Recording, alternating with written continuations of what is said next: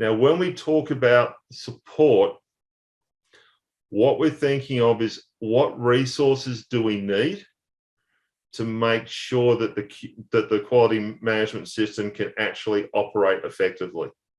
Okay, do we need people with a particular skill set?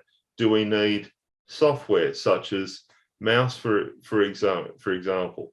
Yeah, how are we going to go about monitoring what we've put in place?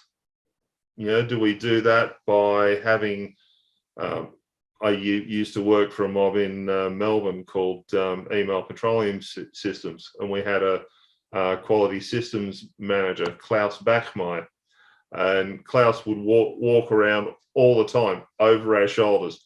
Are you following the steps that I've put in place? And I tell you, as a young electrician back then, as I was, he was so annoying.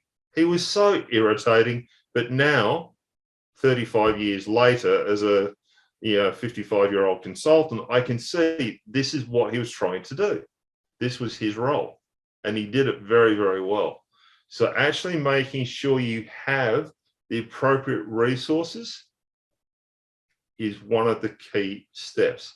Now, whether that means you're a big enough organization and you choose to have a dedicated person, or whether you're a smaller business and you say, well, look, I'm going to have to allocate that maybe as a task for myself as a business owner to do, or whether I allocate that to maybe across a couple of roles, that's entirely up to you. But one of the things that the auditors are always going to look for when they come to your business, they will say to you, well, where's an organizational chart? And the number of people that turn around to me and say, I don't have one of those. My next question then becomes, where's your business plan? And then I get scared even more because they say, well, what's one of them? And I'm like, if you're going to get through this standard, you need to have your business plan in place. You need to have an organizational chart in place, because the auditor will want to be very clear that you know what your direction is and how you're going to get there. And they will want to know who is in what roles and how they link together across the organization.